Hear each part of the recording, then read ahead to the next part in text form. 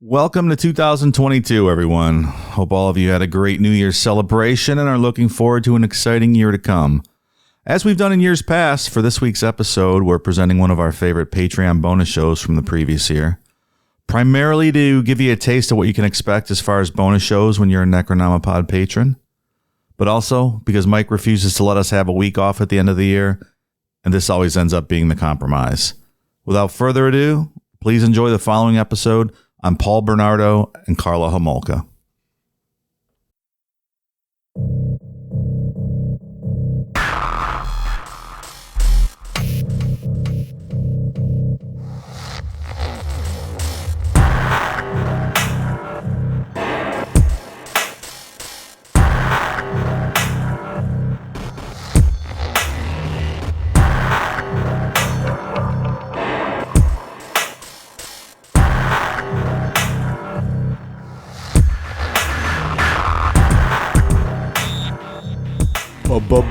Bonus episode for all of the patrons.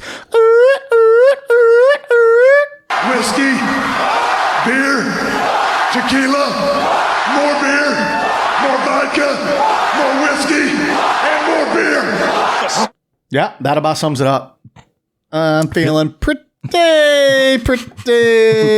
good. How about you guys? Yeah, I'm doing all right. You look a little loaded, if I'm being honest. Do I look loaded? Or do I look fancy with these new microphones we have tonight? They are pretty cool mics. We are literally using the top of the line microphones, like a bunch of fancy boys over here. Do we sound pretty good? Hello, testing 1, 2, 3. How do I sound? One of these deep tones of Mike Nomopod sound. Hello, yes. Ian, chime in whenever you'd like. Sounds like the Ted Bundy episode. Yeah. I don't remember. You don't remember that one? Of course not. I remember him. You wrote the book on him, right?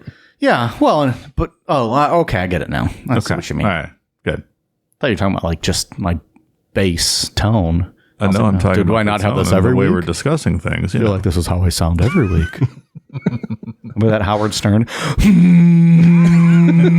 the movie. She's actually Private sitting on the parts. big bass speaker. He's like, here's what I want you to do. I want you to lay that speaker down, and I want you to sit and straddle right on the bass. And then he gets her off with his vibrations.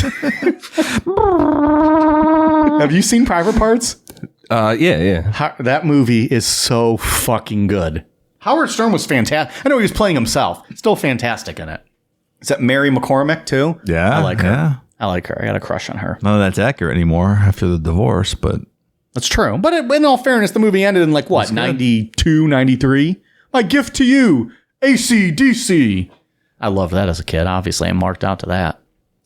I've met Gary. We went a trip to Vegas like years and years ago, back in the old days at the Hard Rock when Howard used to go out there and broadcast every year. So we were backstage. You want a trip out there? My wife and I have a picture with Gary the slow adult. Me and him. We talked Gary Delabate. We met. Good for Good you. time, man. It was a big trip. Hey, you did well. I was very nervous how he was going to end that one. Wasn't there And Gary Delabate. Baba Booey, right? Baba Boo, yeah. Wasn't there part of that where you met Air Force Amy? Air Force Amy was backstage with her big fucking hat standing in front of me. The bitch was like 6'5". I'm like, get out of my way, Air Force Amy. I'm trying to watch the show. You mean, in other words, you were like, move, bitch. Get out the way. Get out the way, bitch. Get out the way. Oh, no. The lights out. I'm about to punch your lights out. Get the fuck back. Guard your grill. Sorry, I left some Luda. You never know where this is going to go. I love it. It's true. We've been all over. We have been more over the map than Amelia Earhart. You told that story on a bonus episode. Did I? And we had to cut the whole thing out because it got a little offensive. God damn it. Air Force Amy. Well, he retold it. Yeah. Splendidly, might I add. That is NPR appropriate, I think. No. Air Force Amy is a sex worker at the... Wait, she's not in the military? She was. She's a veteran. So I thank you for your service, Air Force Amy. She's a sex worker at the Bunny Ranch in Nevada. Thank you for that service as well. She's got a big hat, and she stood in front of me and blocked my view backstage at Howard Stern. And this dipshit who won free tickets was being a Karen about it and got all pissy. Come on, move! I can't see Howard. All right. So yeah, Anyways, Private Parts, good movie. yeah. She should have blown me to make up for it. Wow. Yeah. She's a sex worker after all. She's gonna blow me for free. You can't afford Just it. saying. In all fairness, you can't afford it, Pally. No. I know you're a podcast star now, but still. Well, you know. I think that show there was also a mom and daughter sex worker team that Howard gave away like a date with the mom and daughter to somebody. It was wild, yeah. Well, what was it the last show? We were doing fucking toilet potty diarrhea humor on. We're one step away from doing giveaway dates with sex workers. That's right. So, you know, who the fuck knows where this show is going? We are legit in the toilet at this point. We're just circling the bowl. All right. Yeah, that's all I got. I'm too. It's best if I don't keep talking because I am alcoholed. So, speaking of toilet bowls, Ian, what do we got today? Tonight we're going to talk about Paul Bernardo and Karla Homolka. That was a great segue, Mike. I really enjoyed that. That was fantastic. I'm glad because Yeah, that was great. I honestly don't know the story and I didn't read the notes. So I am legit going into this blind. I did not have time to read the notes today. I was quite busy. And so this is, I think, the second time ever I am going into an episode with no clue what we're discussing. Second time ever? Yes. Only? I believe so. Well, there was the one where we didn't even get notes. believe in that one. Was it the I always read the notes. Wasn't it the was it the sanatorium episode where you didn't even send us the notes? Waverly Hills? Waverly Hill, wasn't it that one? was one. I don't know. All we did was get blackout drunk and babble nonsense. So yeah, that's probably the We one. didn't even get notes. And then I think there was one other episode where I just didn't have time and I didn't read the notes. Another bonus show. Anyways, I'm going in blind. I literally have no idea what this episode's about. Although you guys made me off air, told me it's a real feel good one. So I'm excited for that. Must have been the Chris Benoit episode where you had no idea what was going on. Yeah. According to some listeners, I had no idea. Just kind of went. What are this? I wung it, made it up as I went. Well, I do that for all my episodes, though. Please, did you listen to Garfield? I just made all that up. None of it was true. I did not spend 13 and a half hours researching or anything. Paul Kenneth Bernardo was born on August 27th, 1964 to Marilyn Bernardo and Kenneth Bernardo in Scarborough, Ontario, which is a suburb of Toronto, Canada.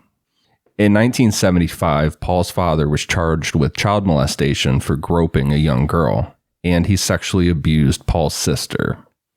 Instead of leaving the situation or contacting authorities, Paul's mother just kind of shut down and pulled away from the family. She moved down into the basement and just kind of hid from all of it.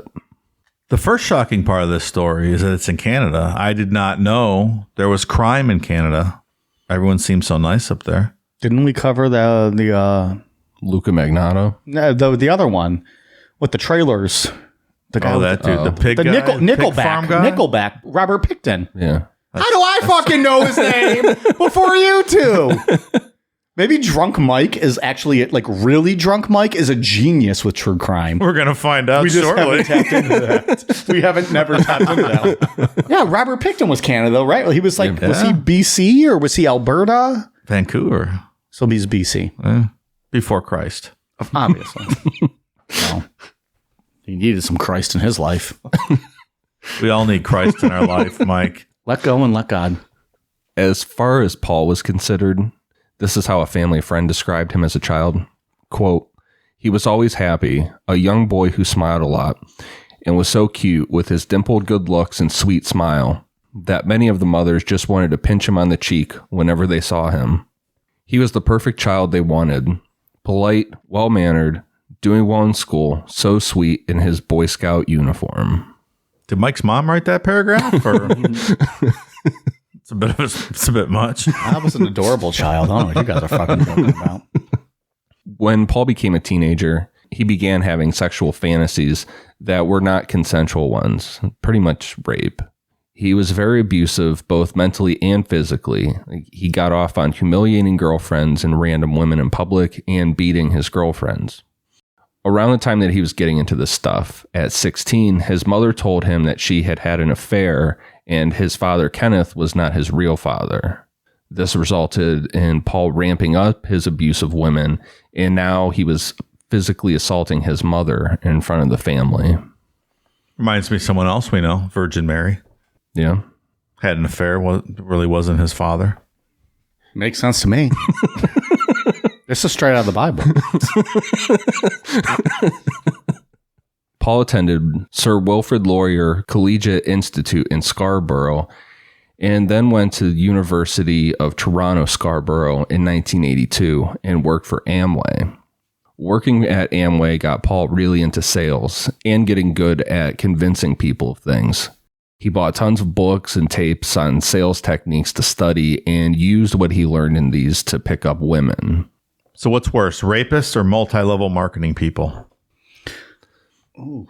It's a toss-up, right? I'm going to say rapist because I want that on official record. Okay. But it was like 49-51, right? It was close. I'm going to say rapist final answer. And you don't even know what went out of my head thinking about it. Fair enough. Paul let his sexual sadism branch off to raping random women. Typically, he would use the public bus system to stalk women and follow them home in the evenings. The first known attack Paul committed was on May 4th, 1987, but with the way that he escalates, I think it's probably safe to say that he started before this attack. So we're just going to run through these. This is almost like... It's crazy, this list you're about to read. It's just... I'm sorry, I thought this episode was about Karla Homolka. Why are we talking about this man named Paul? It's a twist. I kind of like not reading the notes. Just roll with it, buddy. Okay. It's like I'm watching an episode of SVU. I can't wait for Ice-T to come in and bitch slap you, Ian. That'd be awesome. Dave's like, I'm not even going to lie. That'd be fucking awesome. I hope he does. Can he bring his wife Coco? Me gusta. Oh, yeah. Hey. Gusta.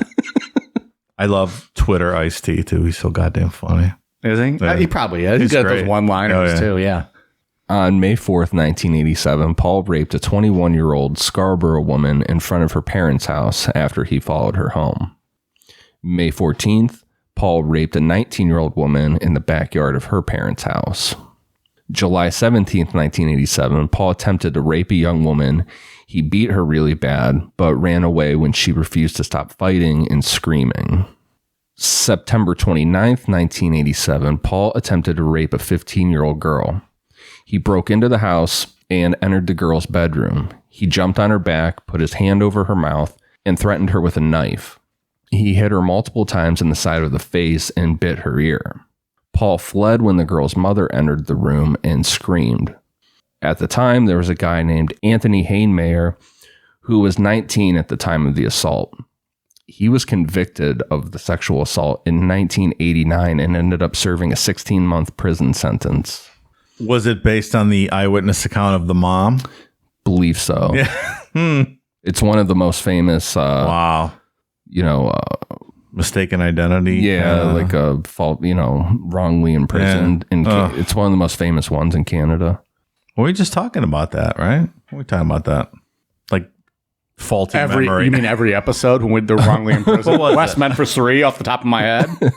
The Mandela effect. Mandela effect, yeah. With what? Oh, false memory. Just false memory, like remembering things that really didn't happen. I think that's part of it. Yeah. In times of trauma, it's probably a little different. I give them more slack than, dumbasses that think Pikachu had black on the end of his tail. Well, I think the scenario is someone breaks in, starts raping your daughter. You run in the room, you see it, you get a quick glimpse of him, and the police pick someone up and show him to you, and he kind of resembles that person, and you're just enraged, and you're like, yeah, that's the guy. Of course that's the guy. But it wasn't the guy. But I don't think you're actively just picking someone out of the blue. No, your brain is telling your brain is leading you towards that, right? Because you want to find the man so bad. Exactly right. Yeah, I agree. That's why eyewitness testimony is just not accurate in a lot of cases at all. Yeah. Who remembers shit like that? Like even if you were an eyewitness for a crime that wasn't being committed against you, what are you really going to notice and remember if you see something across the street and then you go about with your life and they're like, well, we need to know what you saw and this and this and this.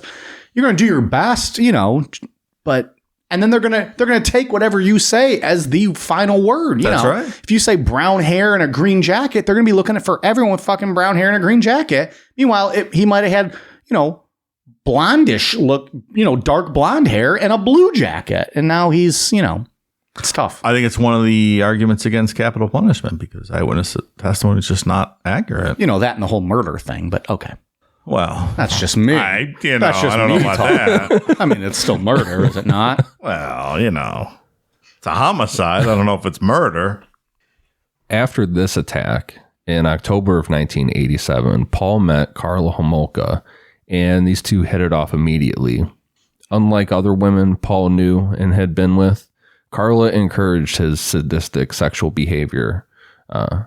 More of that, which we will get into in a bit. Karla Homolka was born on May 4th, 1970 in Port Credit, Ontario, Canada, to Karl Homolka and Dorothy Seeger.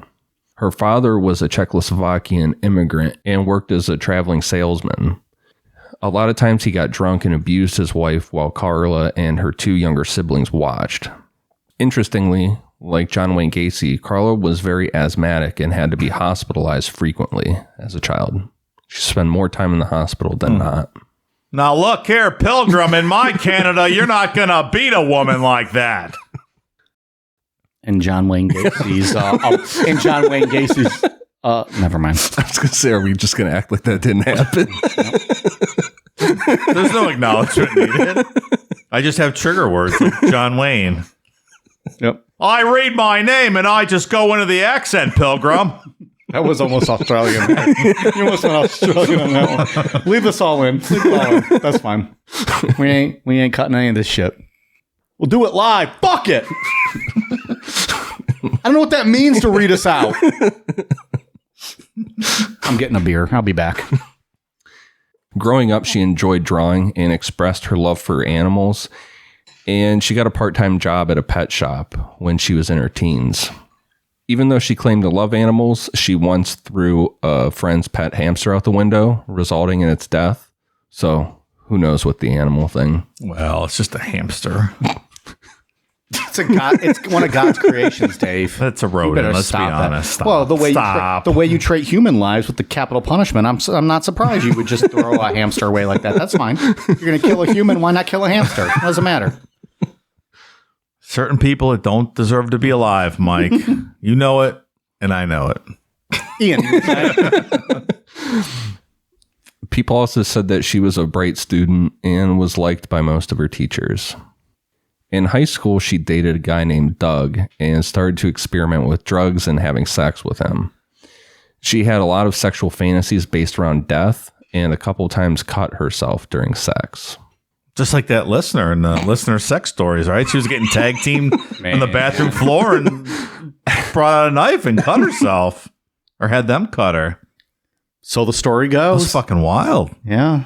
People are into what people are into. Yeah. It's not my thing, but there's I don't know. There's a fetish for everything out there, right? See all that blood, lose your boner and pass out. All that blood goes to my head. I'm like, how cold? Hey, can I get some of that blood in my penis? Because I'm going to need it here in about 30 seconds when I go unconscious. Ain't no Blue Chew going to help that. I'm going to need smelling salts to bring me out of this. Just to wake up. Plus, if you fall and hit your head, that's it. Right? I mean, you could die. Mm-hmm. Really, it's unsafe. It's unsafe. Unsanitary, unsafe. And unsatisfactory. Like we said just a little bit ago, when Karla met Paul in October of 1987, the two of them hit it off because Karla was into everything Paul was sexually, and she encouraged him to continue as a serial rapist. Reminds me of Lenny Lake's friend Cricket. Mm-hmm. He was into all that shit. We'll hear about that next week. Okay. We will. Okay. Cindy Hindi with the toy box killer. Oh, yeah. Who is now free. Right. She is walking free. We had a few people message us about that. Cindy, call us. Can we get her on the show? Get her on the show and let Mike read the intro letter again and see if it gets her wet. Spoiler alert. It will. What was it? He's like, look here, bitch. Something. I got you tied up in this little trailer room. looking back, like the fact that we took such a serious and horrible thing, and I had Country Mike read it. That's not great. I would not do that again. No. Like I probably should have read that one straight. That was before we knew what we were doing. That was before we realized people were like fucking listening. Like not just hello, people are listening to this show. right. There was a lot of things that we did back then that I was like looking back now. I'm like, I would not do that again. Like release the Children of God long lost episode. No, we were smart then, and we're smarter now. and people stop asking. It's been deleted forever. You're never going to hear it. I have one copy. It's like that Wu-Tang It's album. called kayfabe, motherfuckers. Just work with me here. I have one copy of it. Did you see the government auction that Wu-Tang? Did they? The one album, That was the it like a pharmacy gold guy vinyl? had? Yeah, this Martin Shkreli had. Yeah. They auctioned it last week. How much did it go for? They didn't. I don't think they said. They didn't say who got it either. Did they just take it off that dude? Yeah, they confiscated it. Nice. Seized it, that dickhead. Good. Like that guy having the Wu-Tang album. Get the fuck out of here.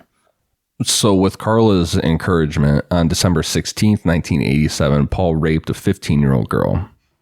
The next day, the Metropolitan Toronto Police issued a warning to women in Scarborough traveling alone at night, and especially those riding buses.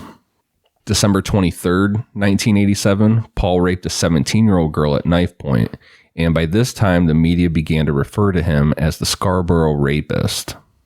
Was she there during all these or just encouraged him? It's unclear, right? Yeah, it's unclear. Yeah. On April 18th, 1988, Paul raped a 17-year-old girl. Then on May 25th, 1988, Paul was almost caught by a Metro Toronto investigator staking out a bus stop. The investigator saw Paul hiding in some trees by the bus stop and chased after him, but Paul got away. It's another what if. What if they would have got this motherfucker? Then we'll see you next week. Yeah, then the show's over. Right. Bye.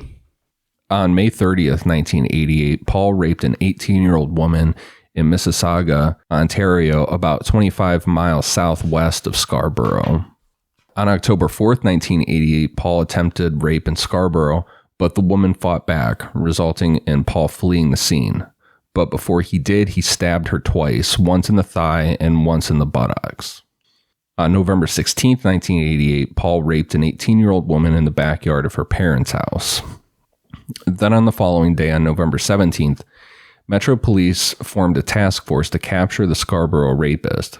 The task force seemed to scare Paul a bit because he didn't strike again until December 27th, 1988, when he attempted to rape a woman, but thankfully a neighbor chased him off.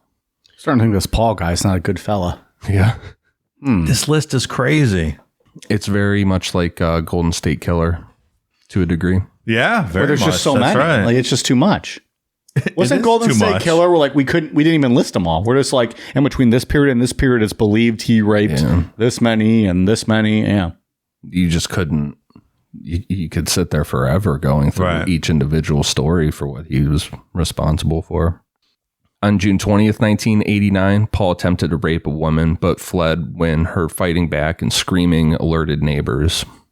On August 15th, 1989, Paul raped a 22-year-old woman. On November 21st, 1989, Paul raped a 15-year-old girl while she was waiting at a bus stop.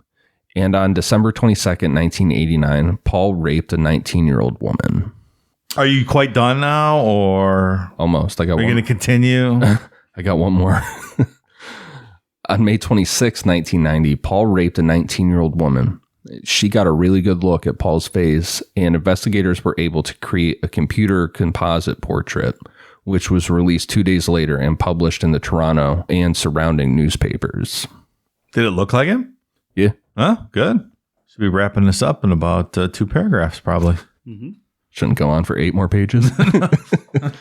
and with that, we'll take a pee break. Whiskey, beer, tequila, more beer, more vodka, more whiskey, and more beer. Feeling good, Mike? Did you get your beer filled up there? Feeling pretty good. Nice. Yeah. Good job. Ready to go.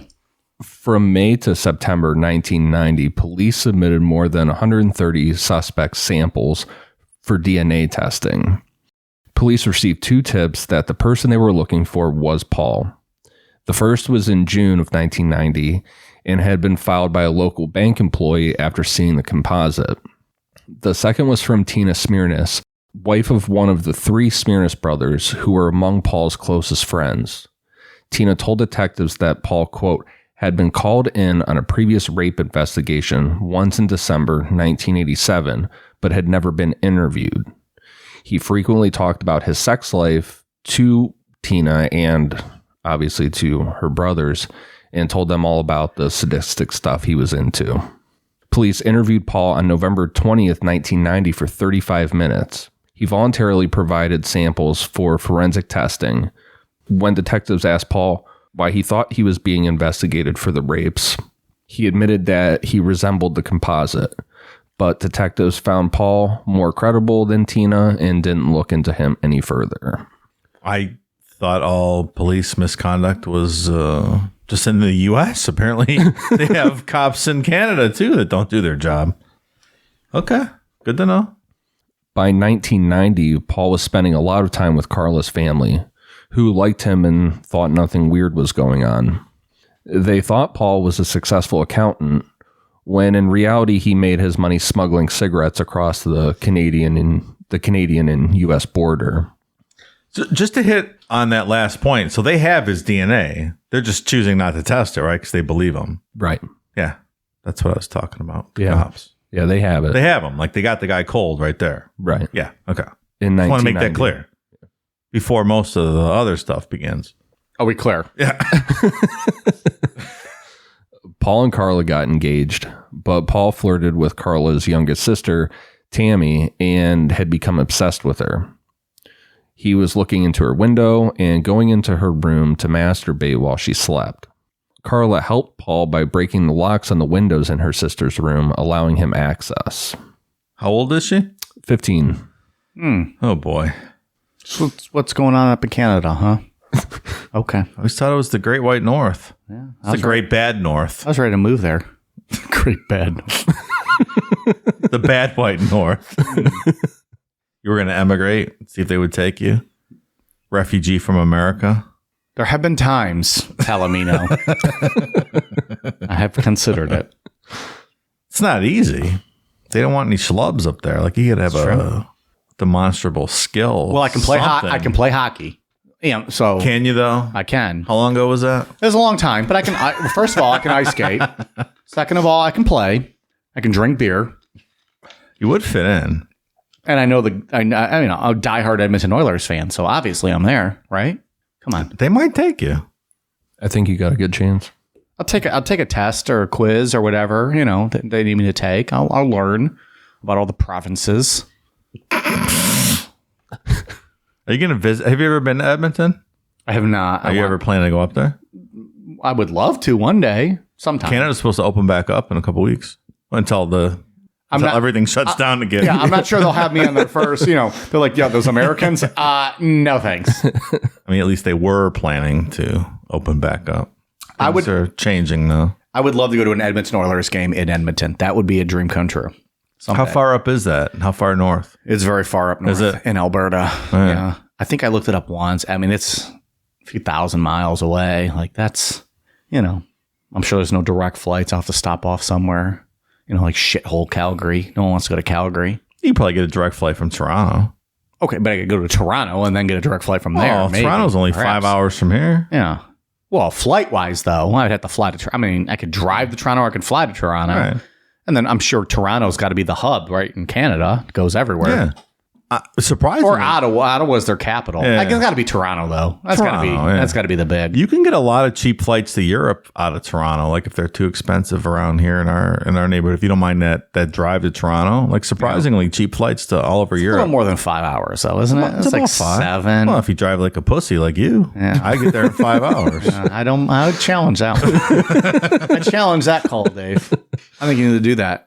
Video, record the whole thing go live on YouTube. I can get to Toronto in 5 hours. All right. I don't believe that. Okay. Might take a pee bottle with me, but I mean, with you in the car, I won't get there because we'll be at that rest stop every 20 minutes. Maybe it'd take 2 days. 2 days. We'd have to get a hotel in Buffalo. Get a hotel in Buffalo for the night and have some fun. Good time to be had in Buffalo, though.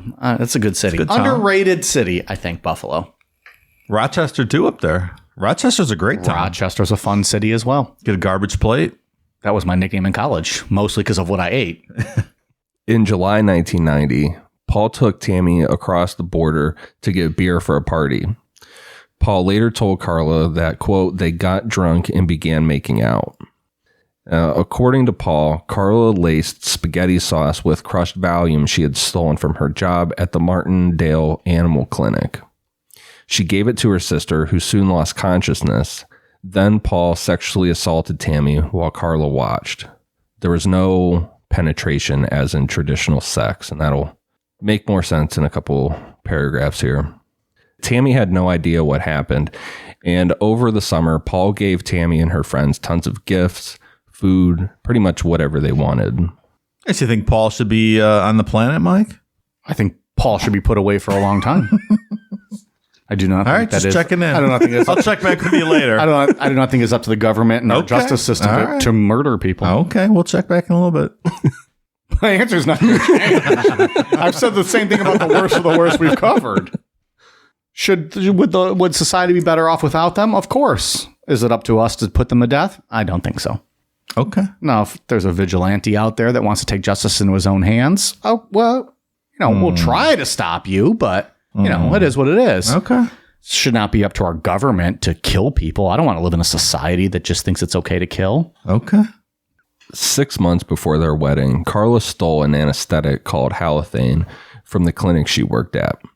On December 23rd, 1990, Karla and Paul put sleeping pills in eggnog and gave it to Tammy. When Tammy lost consciousness, Karla and Paul undressed her, and Karla put a halothane-soaked cloth to her sister's nose and mouth.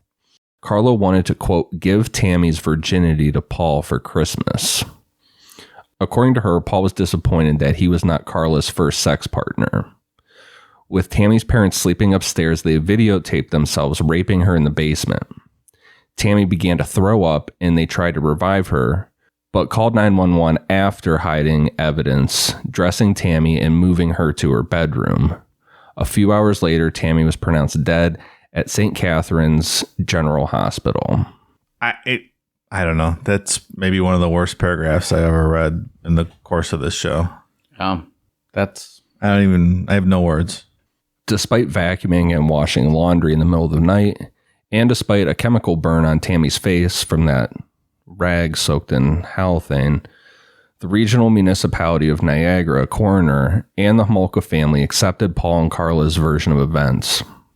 The official cause of Tammy's death was accidental, choking on vomit after drinking too much. Not long after, Paul and Karla videotaped themselves with Karla wearing Tammy's clothing and pretending to be her in a sexual manner. All right, come on. Stop. Remember when you said the last paragraph was the worst thing we ever read, Dave? Come on. How old is Karla at this point? Like 19, 18, 19? Like somewhere in there. I want to know why, like how, like a chemical burn on her face and they're just like, yeah, alcohol poisoning. She asphyxiated on her vomit. Like, I don't know.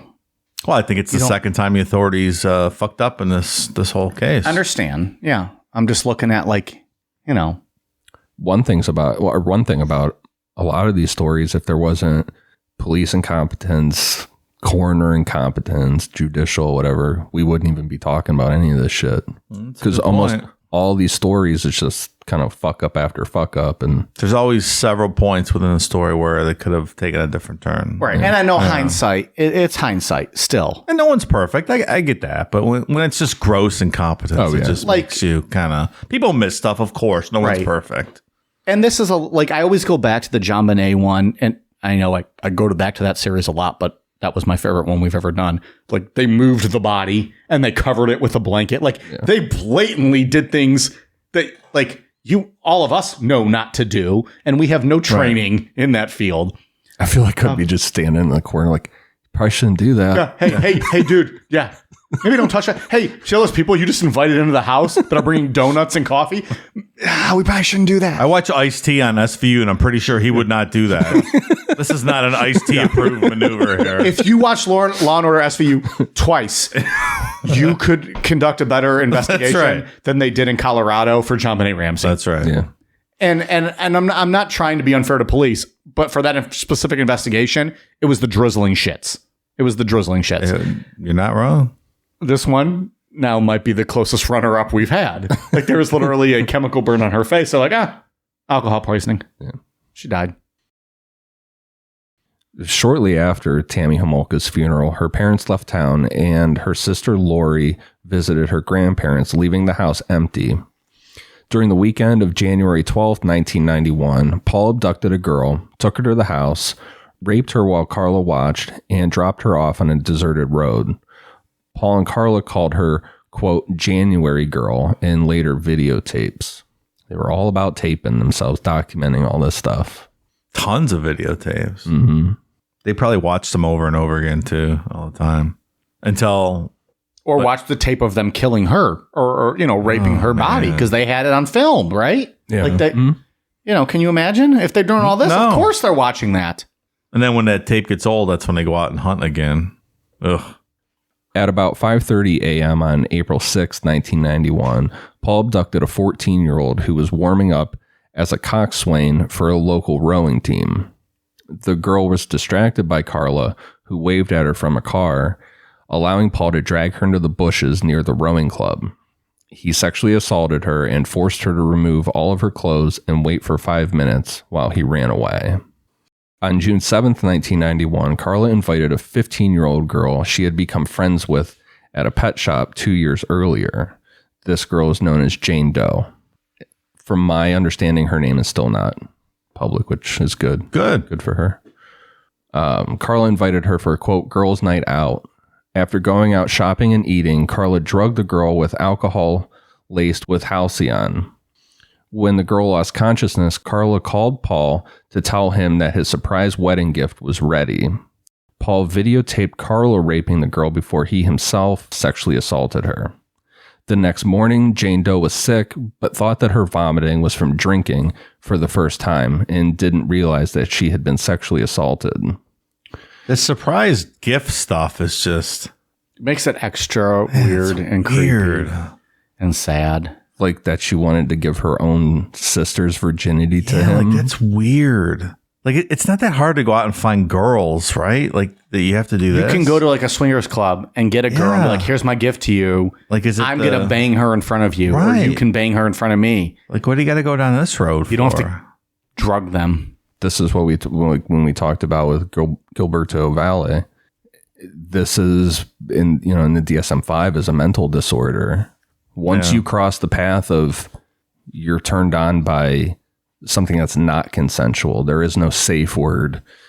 And even if a girl you pick up role plays, it's just not the same. Right. You need to hurt someone. Yeah, I guess. In August, Jane Doe was invited back to, quote, spend the night and again was drugged. Karla called 911 for help after the girl stopped breathing while being raped. Karla called back a few minutes later to say that, quote, everything is all right. And the ambulance was canceled without a follow-up. Jane Doe ended up surviving, and all these details came out in future court appearances. That's not how 911 works. Don't they have to come out and check it out? Even if you accidentally call, well, again, different Canadian 911. Even if you accidentally call 911, they have to come out. They're supposed to. Yeah. Try it right now. Call 911. When I was younger, I accidentally did. Did they come to your house? They called right back, and they sent a squad car out just to check. Yes. Yeah. Typically, you can't call 911 and say, you know what, never mind, I'm good now. Yeah, well, I accidentally work hit that it way. and then hung up because I was like, oh, shit, I just hit the wrong thing. They called right back, and then they're like, You're like, no, I'm not doing a weed. What do you stop? Why are you saying that? I was like, but wait, there's people banging on my doors. But anyway, yeah, they talked to my dad, and he was like, yeah, everything's fine. It was an accident. And then they sent a squad car out just to be my dopey kid doesn't know how to use the fucking phone. No, I can't remember what I was doing. Probably trying to call 976 199. No, 199. Bang me out. One of those sex lines or something. I don't know. Hey there, Hulkamaniacs. Thanks for calling at $2.99 a minute. Please. Mean Gene Okerlund would... Stay on the phone as long as you can. Mean Gene Don't tell your parents. would never have it as 911. So yeah, that was a thing I experienced in my childhood. Well, that's traumatic. No, it wasn't really. No. No. It was nothing, right? They were like, yeah, we fucked up, and they left right away. Wasn't that awful? Early in the morning on June 15th, 1991, Paul drove through Burlington, which is outside of Toronto, to steal license plates. So that was something else he did on the side, like a side hustle, is steal license plates and like sell them on a black market type thing. Smart. Pretty lucrative, I'm sure. While he was doing this, he found Leslie Mahaffey. She was 14 years old and had missed her curfew multiple times. Her parents had threatened to lock her out if she kept doing it. This was an ongoing thing. And this night they decided to lock the door. That is not a good parenting plan. I don't agree with that. No, but I feel so bad for these parents because you get pissed, awful. you finally do it. Yeah, I mean, we're going to see what happens. Don't lock your kids out of the house. No. My mom did it to me one time. Oh, you're a bad Back in the kid. day. You're a bad seed. I understand that. But from parents with good kids, don't do that. What did you do? Sleep outside? Oh, no, she let me back in after a while. That was nice. Oh, yeah, she didn't lock me out for good. Oh. But she kind of taught me my lesson a little bit. I knew she was going to let me back in eventually. So I just kind of hung out. Remember when Mike pooped his pants on his front porch? His mom should have locked him out of the house for that one. It's like, He's dropping deuces on the porch, when did we talk about that? Holy shit. I forgot all about running that. down his leg. You told that story yourself. I know. I forgot all about that. God damn. Pooping your pants is a hell of a drug. I can honestly say in my adult life, I have not pooped my pants. No, not my adult life. No. Lie detector determined that was a lie. I'm being 100% honest. So Paul saw her and got out of his car, approaching Leslie, saying that he wanted to break into a neighbor's house. This is according to him. Leslie was kind of like, whatever, and asked Paul if he had any cigarettes. Paul led her to his car where he blindfolded her, forced her into the car, and drove to his home and told Karla that they had a new victim. Paul and Karla videotaped themselves torturing and sexually abusing Leslie while they listened to Bob Marley and David Bowie. At one point, Paul said, quote, "You're doing a good job, Leslie, a damn good job." And then said, quote, "The next 2 hours are going to determine what I do to you. Right now, you're scoring perfect." On another segment of the tape played at Paul's trial, the assault escalated. Leslie cried out in pain and begged for Paul to stop. In the Crown description of the scene, he was sodomizing her while her hands were bound with twine. Did they play the video or just the audio at the trial? I believe video. They played the whole thing. Not like entirely, but the parts that were pulled out as evidence. Can you imagine pulling jury duty and having to watch fucking shit like this? My God. It wouldn't be great, but I would like for my jury duty for once to go to actual use instead of just sitting around and being kicked out. But, you know. But no, this would That's not be never pleasant. leaving your mind. Like, though. you're not going to go home and be like, that you're was, not leaving that was a that good day at behind. the office. Right. That's going to stay with you for a long time. In the video, Leslie later told Paul that her blindfold seemed to be slipping, which seemed like Paul and Karla realized that Leslie could identify them if she lived. The following day, according to Paul, Karla gave Leslie a lethal dose of Halcyon, but Karla claimed that Paul strangled her. Regardless, they put Leslie's body in their basement, and the day after that, the Homolka family had dinner at the house. After the Homolkas left, Paul and Karla decided that the best way to dispose of the evidence would be to dismember Leslie and put each part of her remains in cement. Paul bought a dozen bags of cement at a hardware store the following day. He kept the receipts, which this is going to come back to haunt him at trial. Smart move. He used his grandfather's circular saw to dismember Leslie. Paul and Karla then made a number of trips to dump cement blocks in Lake Gibson, which was about 11 miles away from their house. And one of these blocks weighed 200 pounds and they couldn't get it into the water, so they just left it on the shore, where it was found by a guy named Michael Duche, and his son Michael Jr. while they were out fishing. This block contained Leslie's head and was identified by dental records. These guys are a couple of dipshits. It's not the smartest plan. No. Picked a hell of an episode not to read the notes ahead of time. Tell you what, this thing just gets worse and worse. We told you it wasn't great. Yeah. On March 29th, 1992, Paul Stockton videotaped two sisters from his car and followed them to their parents' house. One of the sisters incorrectly wrote down his license plate number. The other sister reported the incident to the police on March 31st, 1992, and received an incident number to report further information. On April 16th, 1992, Paul and Karla were driving around looking for potential victims. It was after school hours, but students were still going home. As they passed Holy Cross Secondary School, which was a Catholic school in the city's north end, they spotted 15-year-old Kristen French walking to her home nearby.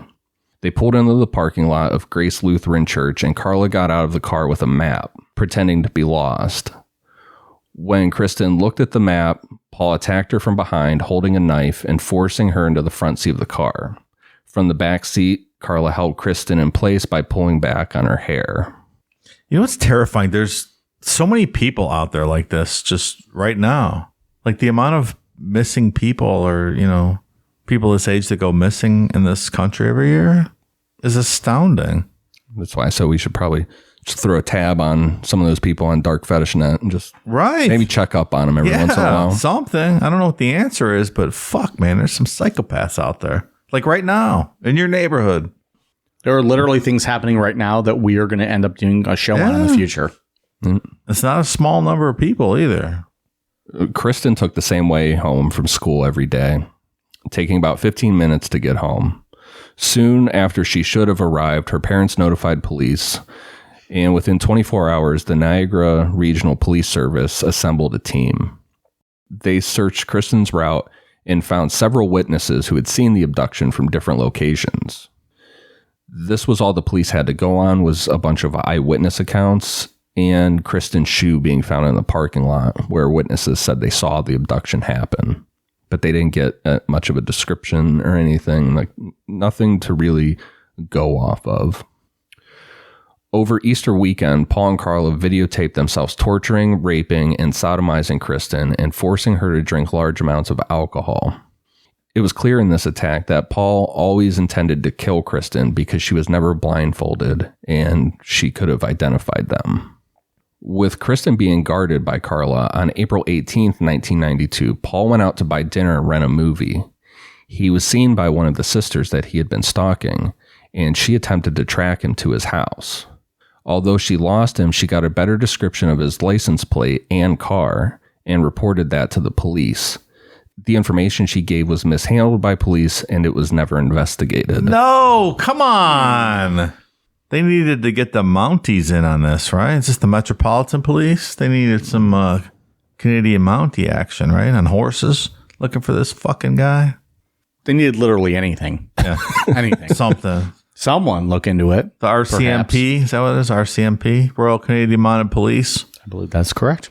Should have called in the big guns there. The following day, Paul and Karla murdered Kristen before going to the Homolkas for Easter dinner. Karla later said that Paul strangled Kristen for 7 minutes while she watched. Paul said that Karla beat Kristen with a rubber mallet because she tried to escape, and then Kristen was strangled with a noose around her neck, which was tied to a support beam. A lot of blaming each other in these throughout this story. Yeah. Kristen's nude body was found on April 30th, 1992, in a ditch about 45 minutes from Paul and Karla's house. She had been washed and her hair was cut off. It's thought that Kristen's hair was removed as a trophy, but Karla says that they cut it off to throw off the investigation or identifying Kristen. So I guess even more sloppy. The first time they're like, yeah, we should put it in cement, throw it out. Yeah. Then they left a piece like, oh, nothing happened to us. We'll just dump her in a ditch somewhere. Not go through all that. Yeah, we're too good. They're not going to catch us. Start building that confidence. Yeah. Shortly after this, the Green Ribbon Task Force was created to investigate the murders of Leslie and Kristen. At the same time, Paul and Karla had applied to have their last names legally changed to Teal. which Paul had taken from the serial killer in the 1988 film Criminal Law. At the end of May, John Motile, a friend of Paul's, reported Paul as a possible murder suspect. It seemed like everybody was looking at this fucking composite sketch, listening to what he was talking about. Yeah, and they're like, right. Yeah, That's him. Paul. Yeah. Maybe you guys should take a look at him. Alas. That's like if someone did, Mike's composite drawing of Pussy slaying. And they're like, have you seen this man? Been slaying all around campus. Consensually. Has he consensually slayed your pussy? And everyone's like, oh, that looks like Mike. Oh, that looks like Mike. That looks like Mike. Yet no one ever said, hey, that is Mike. right. Yeah. I was What are you thinking gonna about your drawing, your whatever that is in your hand, What did your you sketch drawing of Don't know your what you're talking about. Necronomicon drawing, and someone's like, "Oh, that's Mike Necronomicon." Obviously, and the police are like, "Yeah, we don't want to follow." You mean our him." greatest selling shirt of all time? That's right. Ridiculously, Self-portrait. Our greatest selling shirts of all time are my two absurd, drunk buffoonery drawings. The best part is that people debate what's in the hand of the guy in the stick figure photo. I think it's a dildo dripping a cream pie. That's the beauty of art, right? Yeah, Like, it's it's- interpretive. Sure, How do you see it? could be anything. Yeah. I'll leave it at that. I want you to interpret it the way you want to, dear listener.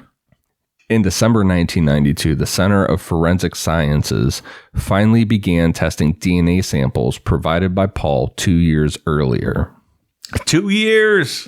2 years. On December 27th, Paul and Karla had a really bad argument where Paul severely beat Karla on her arms, legs, head, and face with a police-style flashlight. Karla said that she had been in a car accident and returned to work on January 4th, 1993. Her coworkers were skeptical about this whole car crash story and called her parents, and her parents physically removed Karla from the house the following day. Her parents took her to St. Catherine's General Hospital, where she gave a statement to police that she was a battered spouse and filed charges against Paul. Paul was arrested for this, and pretty quick he was released, to which Karla moved in with relatives to put distance between her and Paul. She moved in with an aunt and uncle. Well, because never. She doesn't know what he's gonna do. Oh wait, yeah, she knows exactly what he's gonna do. 26 months after Paul submitted a DNA sample, Toronto police were informed that it matched that of the Scarborough rapist and immediately placed him under 24-hour surveillance. Isn't it wild that he willingly gave that DNA sample, years ago?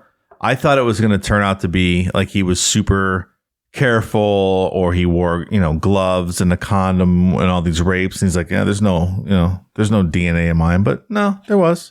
He's just like, really yeah, fucking all right. arrogant. Yeah, right. You can see it when you see a picture of him. Yeah, he's that guy. Yeah. Plus, just who would willingly give a DNA sample and you have to just go and jerk off to an FBI cop, right? You remember that's We're going way back. Not for me, Pally. No thanks. That's really funny. What show is that from? I don't know. Like Ian's like, don't you think you just swab your cheek with a Q-tip? we're like, oh yeah.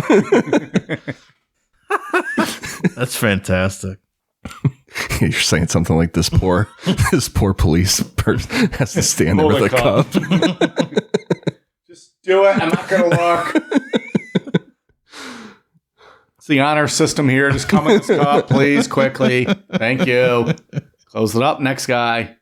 So Metro Toronto Sexual Assault Squad investigators interviewed Karla on February 9th, 1993, where she focused on his abuse of her. Later that night, she told her aunt and uncle that Paul was the Scarborough rapist and that she and Paul were involved in the rape and murder of Leslie Mahaffey and Kristen French, and that all of these rapes were recorded on videotape. At this time, the police also reopened the investigation of Tammy Homolka's death. Then 2 days later, Karla was placed under 24-hour surveillance. And then also at this time, Karla retained a lawyer named George Walker who pushed for immunity for Karla. Her lawyer met with Crown Criminal Office Director Murray Siegel. After George Walker told Siegel about the videotapes of the rapes, Siegel told him that due to Karla's involvement in the crimes and the fact that she's on these videotapes, there was no way she was going to get full immunity. On February 17th, police arrested Paul on several charges and obtained a search warrant.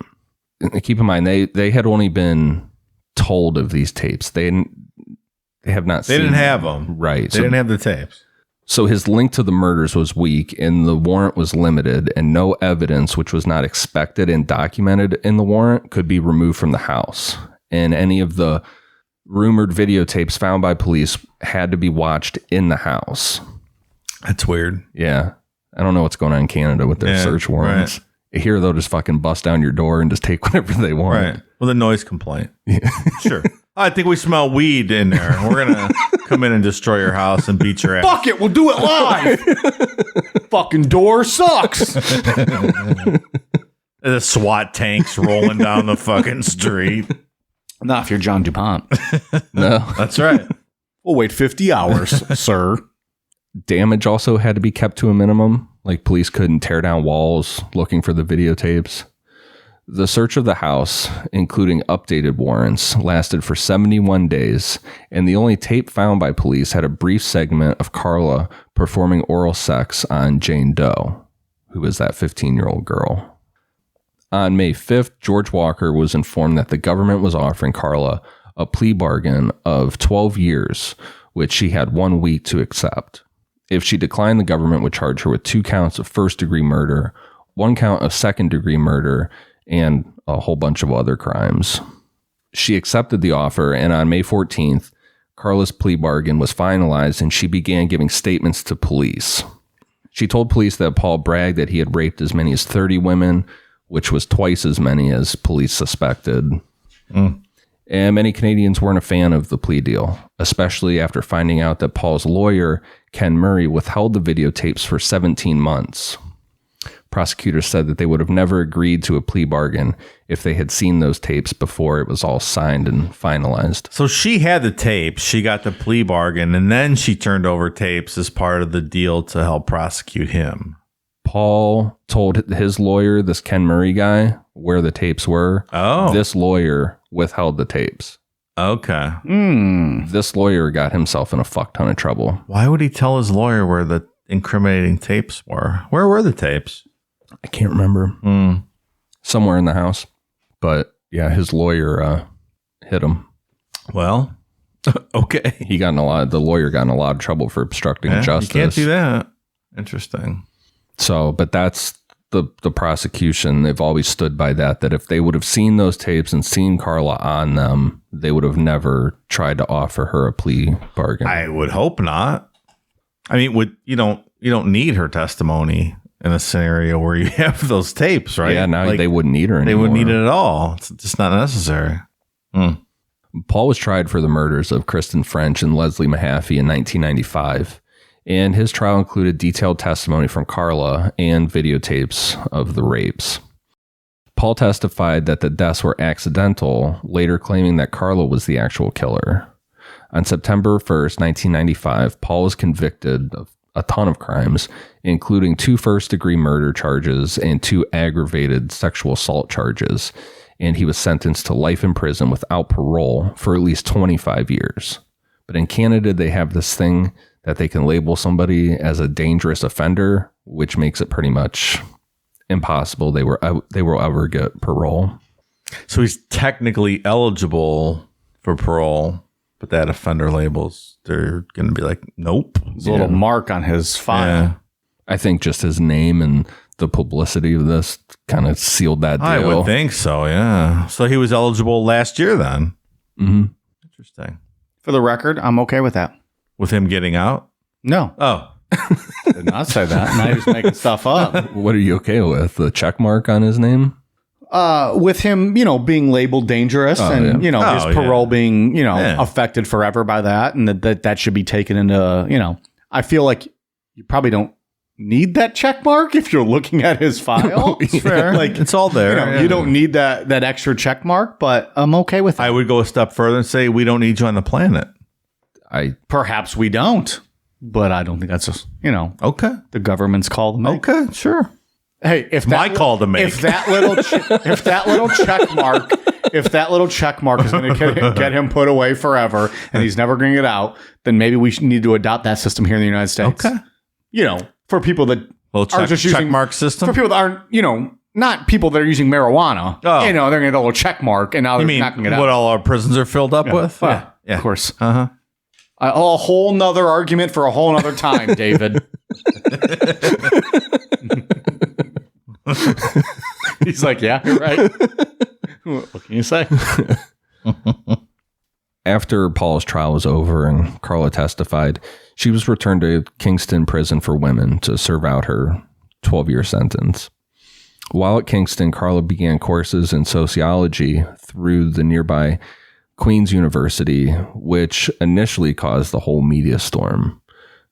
Karla was required to pay fees as well as personal needs, but she told author Stephen Williams in a later letter, quote, "I did get some financial assistance." From who, Ian? From who? I don't know. Oh. Plot thickens. She later graduated with a bachelor's degree in psychology from Queen's. News of Karla doing this educational stuff were met in the media with a lot of anger, saying, quote, "Nothing has changed. Concepts of remorse, repentance, shame, responsibility, and atonement have no place in the universe of Karla. Perhaps she simply lacks the moral gene." That's a statement. Yeah, The that is a moral statement. gene. Karla was moved from Kingston in the summer of 1997 to Joliet Institution, which is a medium security prison in Joliet, Quebec, which is nicknamed Club Fed by critics of the prison. When I get locked up, I hope I go to a club fed. Yeah. Nice ping pong tables, some good food, Some Epstein treatment. some Epstein treatment. Well, Not hardcore lockup. so you live at home. You sleep. You go sleep in the jail. That's what you want. That's right. You go home. That's what I want. You eat That's right. you eat your Stowe First French bread pizzas. That's right. You watch, some Big Lebowski or something on TV. You're like, oh, it's 9:00. I better get back. And you have your personal driver drive you back to your cell, which is probably all the comforts. You go to sleep. 7 a.m. Oh, got to go home to work. And It's you not get too back. bad when you describe it like that. Hey, Prison sounds pretty fun. you know what? We should just become multimillionaires and then commit crimes. Huh. All right. I don't hate this plan. What kind of crimes are you committing? What do you want to do? I don't want to hurt anybody. Let's just, I don't know. Like rob a bank or something cool? Yeah, let's hold up some gas stations. Ian, you free Liquor store robberies. Ian, you free the raccoons. I'll free the hot dogs. Dad, you get the booze. We'll rendezvous at the Denny's. Sounds like a fucking hell of a plan to me. Forget the cash register. We want the booze, hot dogs, and raccoons.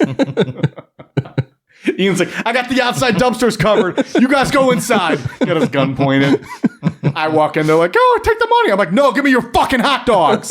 Meanwhile, Dave's just throwing like Smirnoff ices into his pants, like whatever he can get out of like the little fucking doors. Tall boys of Bud Ice. Then we'll ice the clerk on our way out. Yeah, right. And she's like, what do you want me to do? Like, I have to take the drink. I can't call the cops. And then it's just us and 1,000 raccoons running behind us. The Pied Piper over here, Ian. It's a ridiculous scene. Yeah. Hijinks ensue. We just wrote a story. We didn't write a movie. It's a movie. In 1999, Toronto Star reporter Michelle Shepard came into possession of copies of Karla's application to transfer to a halfway house run by the Elizabeth Fry Society and published a story noting that the halfway house's proximity to local schools was pretty close. That's not great. This was ran hours before the Canadian courts issued a publication ban on information. Karla felt like it was too close to that ban, and she sued the government, but nothing came of the suit. There's a lot of pushback between the media and the government about what could be reported with this case and what couldn't. The government pretty much shut down reporters for a lot of the inside information in this. Yeah, I was looking at a lot more of that, and because it's so close to the border, I was reading that a lot of those blackout rules, so no, media could print stories and whatnot in Canada, but all those publications in Buffalo and on the U.S. side all printed it, so everyone had access to the information. Yeah. They Fuck can't you, stop. motherfucker. Right. Motherfuckers. So there's a Stop whole- this, bitch. Yeah, right. Canadian courts can't restrict, the U.S. media. Oh, is that how it works? Yeah, usually, yeah. Really? Yeah. Oh, man. Amazing. So that information obviously got across the border and people knew about it. In 2001, Karla was transferred to a maximum security prison in Quebec.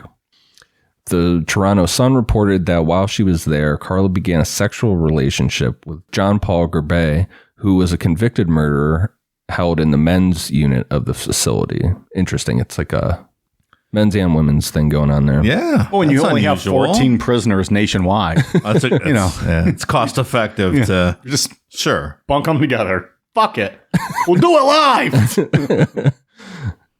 According to a former inmate that was really close with Karla, told the Sun that Karla and this Gerbet guy stripped at the fence and touched one another sexually and exchanged underwear.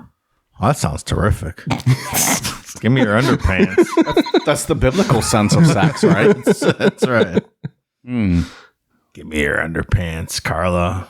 Prison underpants. Prison underpants. Oh, Give me your granny panties, Karla. sounds great. In December 2001, Canadian authorities determined that there was no possible future use for the videotapes. Everything was done being investigated. The 6 videotapes showing the torture and rape of Paul and Karla's victims were destroyed.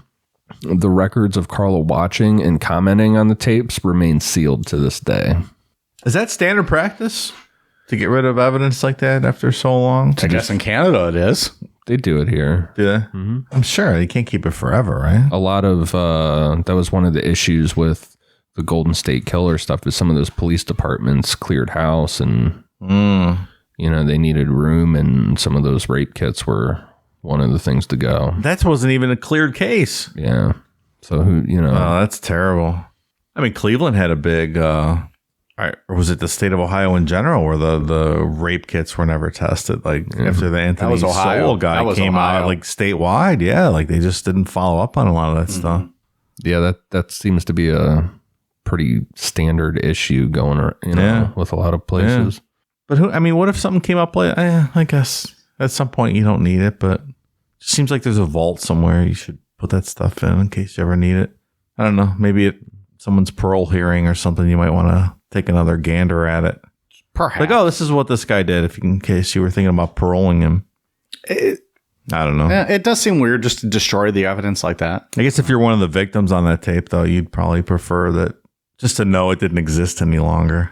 Well, it'd make you feel better. Yeah. But at the same time, if you know it's going to keep that guy in prison or that female in prison forever and ever and ever, they can replay it every parole hearing. Yeah. It's gonna Or you make- think about cops in the lockup room watch. I don't know. Well, I just might feel better if now it you're was getting gone. you're getting a little deep cut with that. Who knows? I don't know. The Just accuse cops of. Never mind. I'm not going to say. Not going to say what you just accuse cops. I'm just saying, if you're a victim like that and you know there's a video record of it, like You don't want that. you don't want anyone, to know what's in the Sure. world, and someone could Sure. just view it at any time. I get that. Colorado police, I can't remember. Same one's probably investigated John. They destroyed the basement tapes of Dylan Klebold and the other one with well. Columbine. Sure, There's transcripts. I don't know if complete ones, but they destroyed the tape so they didn't get out in the world. But those guys were dead. Yeah, I'm just saying evidence gets destroyed. I understand, but with that situation, well, you never know though what can pop up. I get it. It's a judgment call. What if there course. all of a sudden became a new suspect? Yeah, You I need know. to review that old evidence because maybe there was somebody that wasn't a part of the shooting that day in Columbine, but that was manipulating it behind the scenes or a part of the plan. And, they could review those tapes to get some evidence. There's no right answer. It's just, I don't it's know. an interesting That's- question, though. I'm officially against that. Do Destroying you think the all evidence should be held in? I don't know if all. I mean, I understand that's strong. I mean, where are you going to put it all? Like that gets intense, but I don't know. That's just it's odd that you're just going to do that. It is. Not odd. That's not the right word. It's so final. It's so final, and you can never go back to that. It just seems like you can save everything digitally now. Like there's no.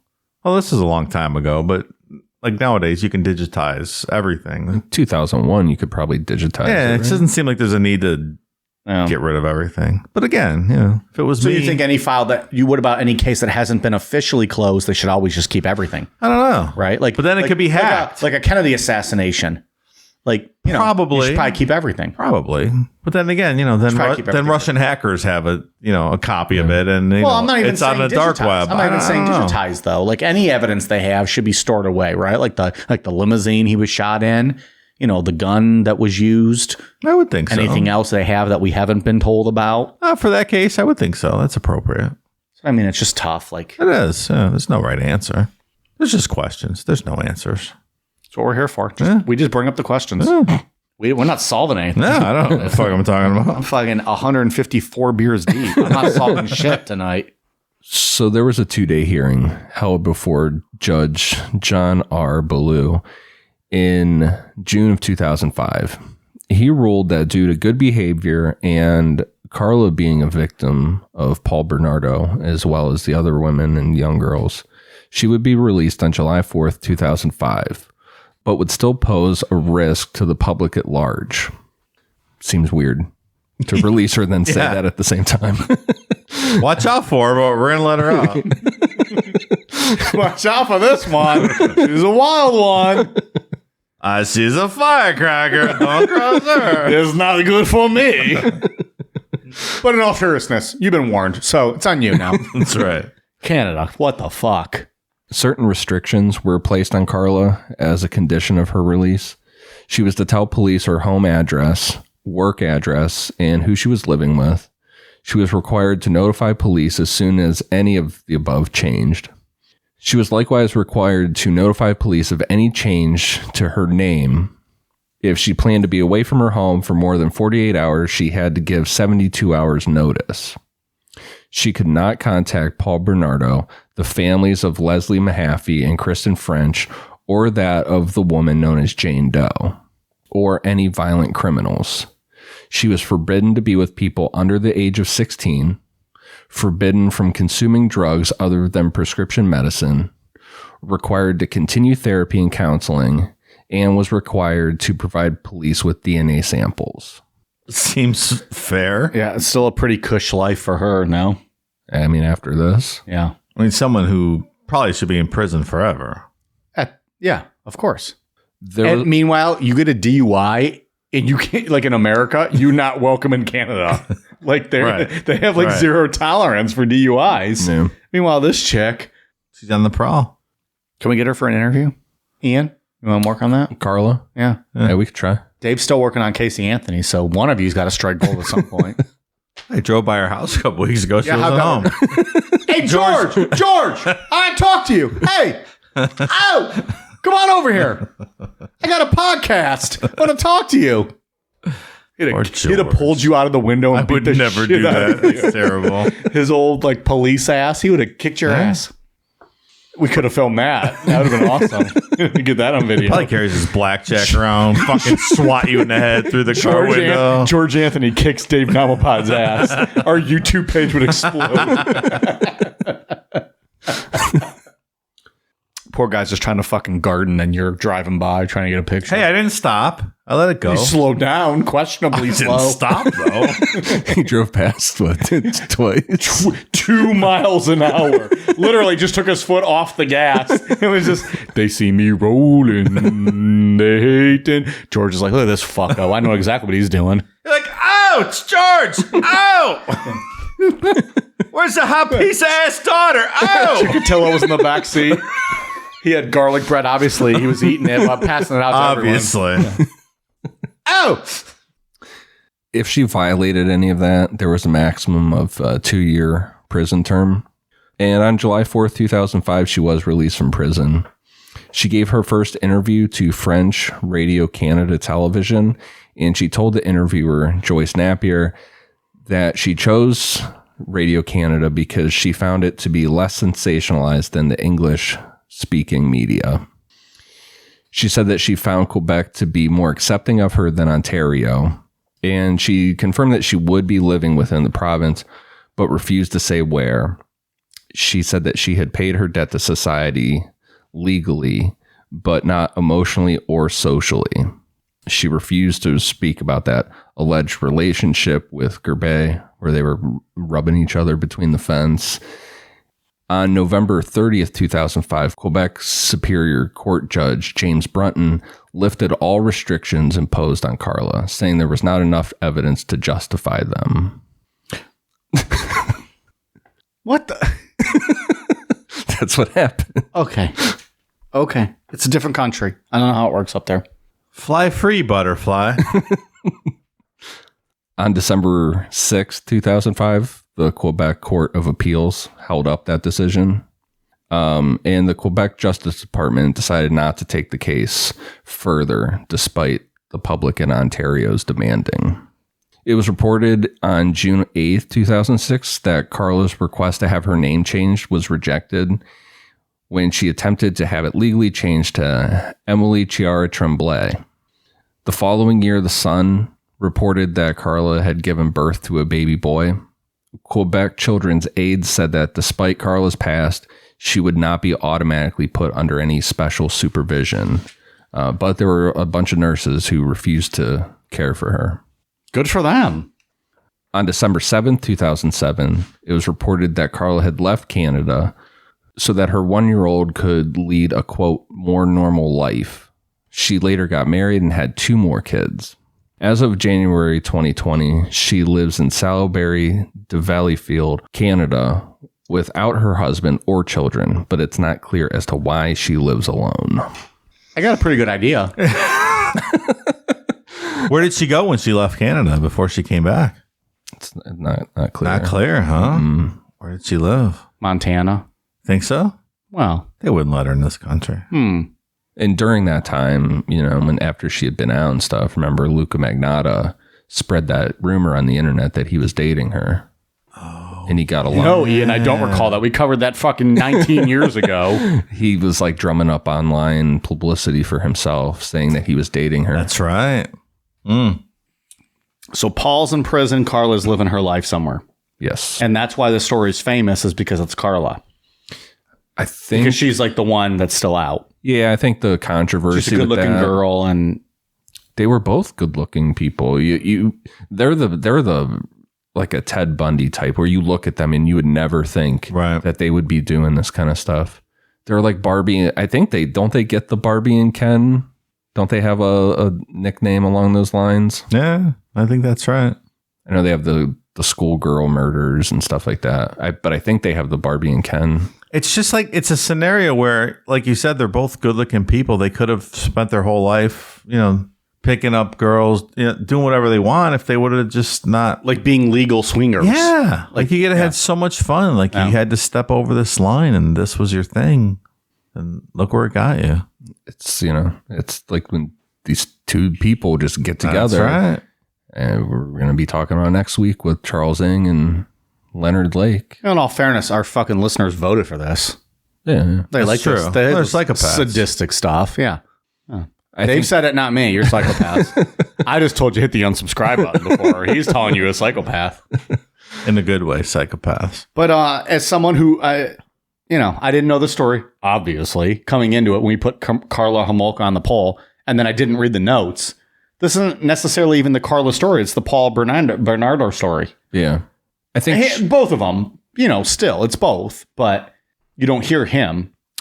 I think she gets a lot more of the attention with this one because of the controversy around her being released. But I think that whole gifting Paul, her own sister, and other, that typically, it's just a different kind of story. Yeah, and statistically, women aren't going to participate in something like this, let alone your family. Right. Well, and she was so quick on that plea deal because she knew what was coming. Oh, yeah. And she's clearly as culpable as Paul in this. So, I mean, if you're the families of one of those victims, just knowing that this cunt is out there walking around when she obviously was an equal partner in all this is terrible. Can I say cunt? Did I just say cunt? You can say cunt. I can say cunt. We have enough Australian listeners. Yeah. Please. We love But I'm not saying it in a good Australian way. Like, she's a cunt. Did you guys see the meme that's going around online?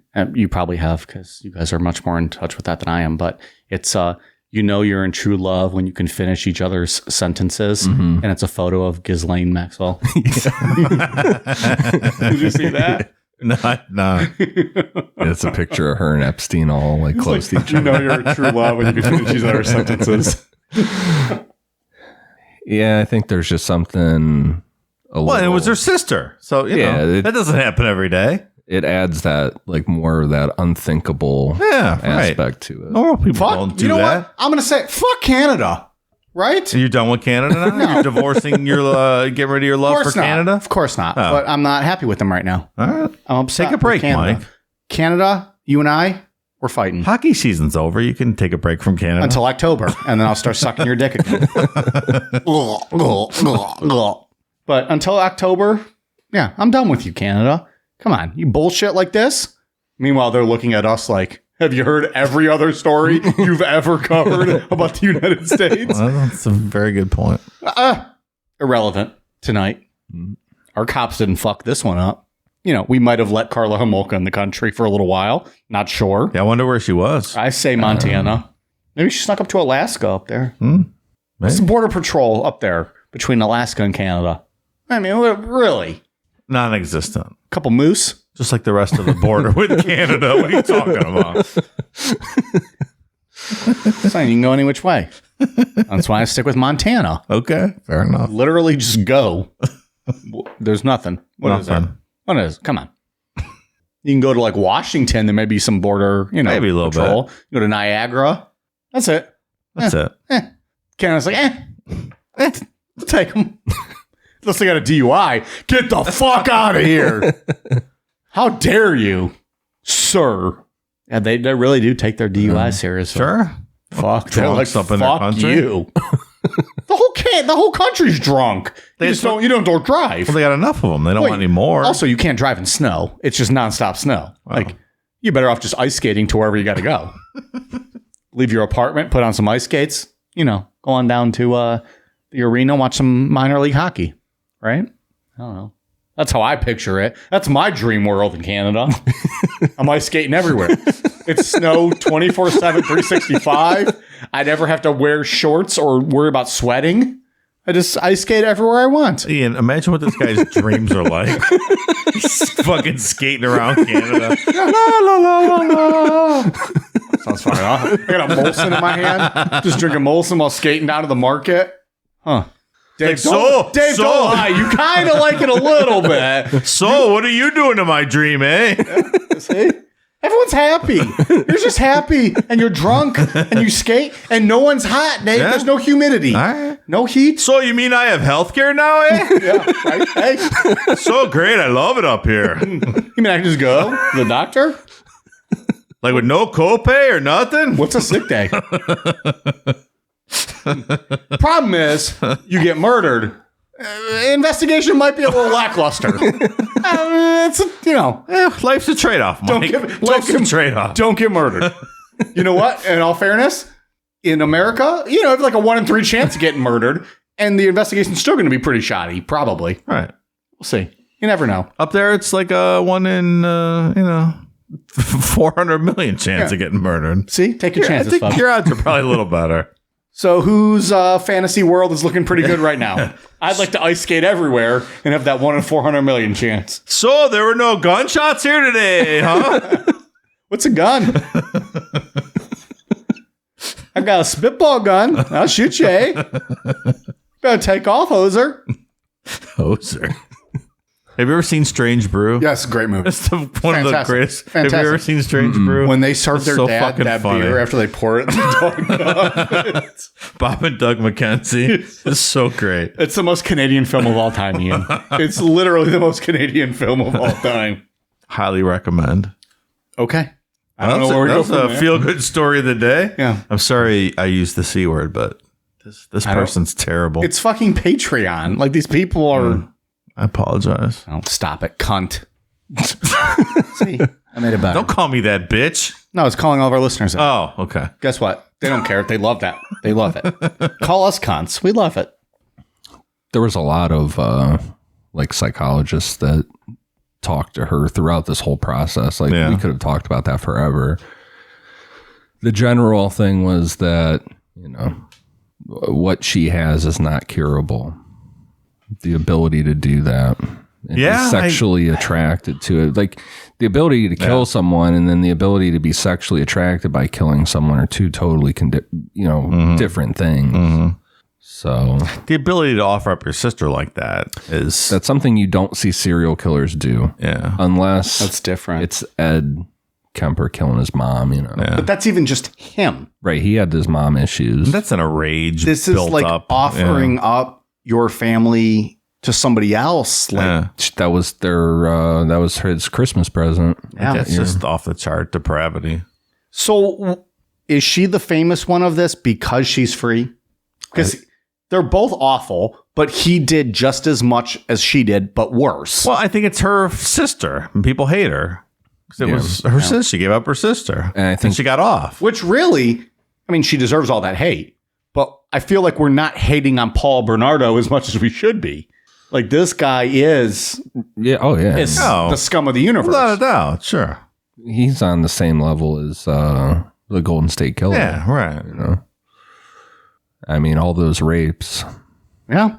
I think it's just because she's a woman as a lot. It's unusual. A lot, yeah. And that she's, back in the day, she was a very attractive woman. She was, huh? And you typically, just in like media and newspapers, you would not see that. So, like, she could have got into anything she wanted to get into. She's like a pretty girl. Like, she could have done whatever she wanted. Trying to say pretty girls can do whatever they want, Dave. Yeah, that's exactly what I'm saying.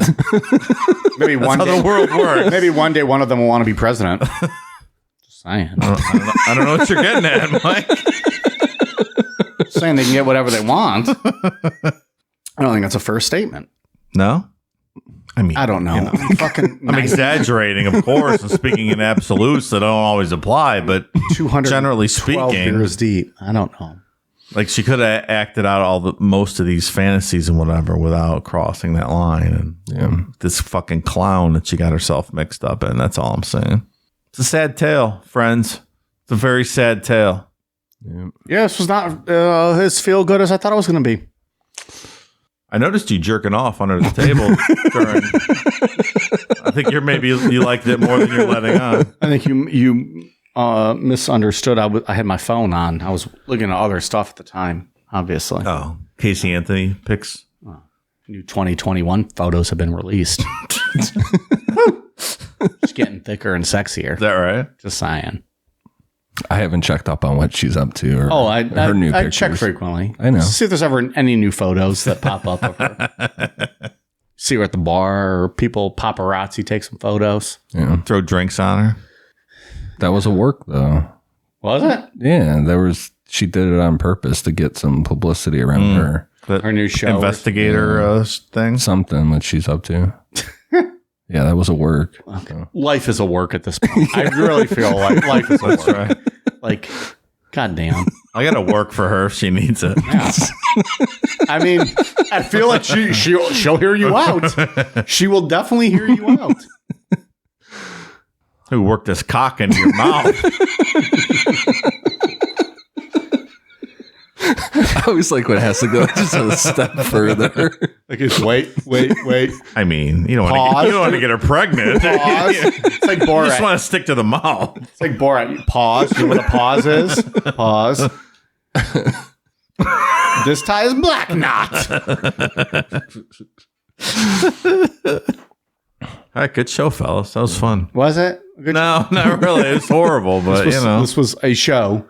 This was a show, fellas. You know, the other thing I wanted to say too, I think the fact that it was a lot of it was videotaped adds a whole different layer to the publicity surrounding it. I think there's something we'll see next week or next 2 weeks with Charles Ng and Leonard Lake. There's something about videotaping that adds a different layer to it as well. I completely agree. Can't imagine having to be one of those police officers and have to sit through that. Well, no, they don't have to because they just delete it all, right? Well, this lady's walking around free, and all videotape is now deleted forever. I kind of get the argument behind destroying those. The case is over. We know who did what. What's the point in keeping them and risking someone leaking them or something? I agree. I get that too. Yeah, But you don't know what's going to come up. Well, What's going to come up with these What two? if there was a third suspect? What if somebody else helped them? I think at that point you kind of know what happened. I don't know. I think it's a general statement, though. I don't think we know. I'm just saying, where's the line with what you delete and what you don't? Well, it's subjective, of course. So there's going to be mistakes. So you're right. Some cases are people are going to destroy stuff they probably shouldn't have. Sure. That just reminded me of The Office when he gets in trouble for the jokes. He's like, "Where's the line?" Where's the line? Along that same vein, I mean, there's people today that their job is to, like kiddie porn investigators, and like that's what they do. They have to review, kiddie porn. Yeah, sounds awful. Like, how do you do that? Sounds awful. How do you spend your day doing that and go? I don't think you should be deleting any of that. Like, you should be keeping that if it's going to help you with your investigation. But I'm just saying that people have to review that as investigators. Well, kudos to them if they do it and they do their job well. I would never be able to do that. Right. Like, how do you not take that home with you? Like, how do you do that? I don't know. I don't know how you do that every day. We were talking about deleting stuff. Well, he was talking about the cops that had the. He was talking about Michael Scott making sex jokes. Well, before that, he was talking about the cops that had to view those videotapes, and I mean, or even like think of a jury that has to see that stuff. That's not. Someone's got to do it. I guess is the point. Yeah. I just get nervous when you talk about throwing away evidence, like just deleting it. I get that. Obviously, it was there for a reason. And for cases like this, like we're obviously covering this case, it's a big name case. No, yeah. Maybe you don't throw all that stuff away. I think when he's locked up forever, maybe. And she's walking free. Walking free. But she's not going to get convicted again. I mean, I think it might bring some peace to the victims to know that evidence of that is no longer in existence. So I get that. Maybe.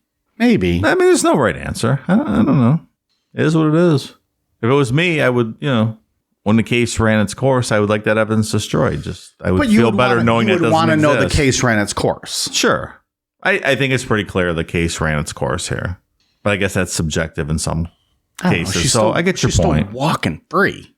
But that's that. I mean, but there could be any little thing they get her on. Maybe there's something else you get her on. If I'm a victim, I want this girl locked away forever. Well, I think that immunity deal. Get her on something. It's not going to let that happen. I'm sorry. I was too drunk to even remember an immunity deal. Did we discuss that? She got a plea bargain for 12 years before the tapes were seen. I'm sorry. I am shit-faced right now. You don't remember that? No, sir. I'm going to be honest with you right now. I don't remember most of what we just talked about. I kind of just blanked out while you were talking and was just daydreaming on and on.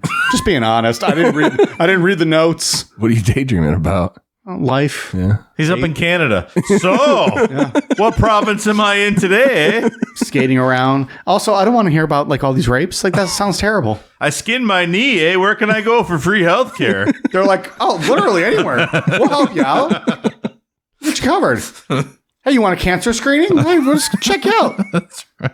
Oh, you got a little bit of cancer. We'll just remove it. No problem. Like, the word deductible doesn't exist in this country, right?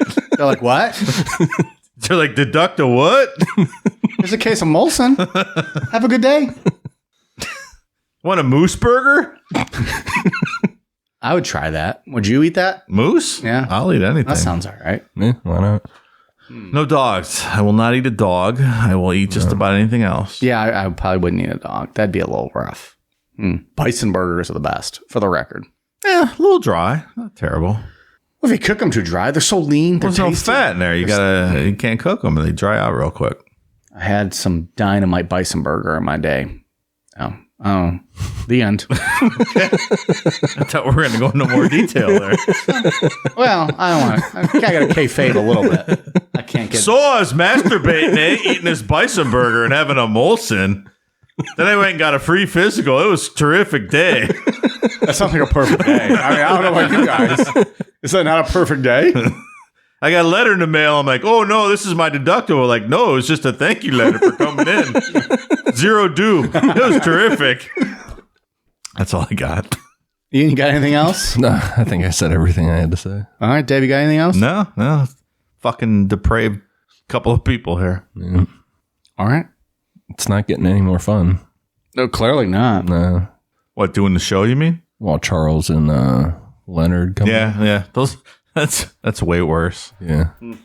I'll take your guys' word for it. We'll find out as we go. I'll read those ones ahead of time so I know what to expect. All right, we got anything else to plug? I guess that was been about it, right? Get this done in under 2 hours if we end in the next 10 seconds. Bye.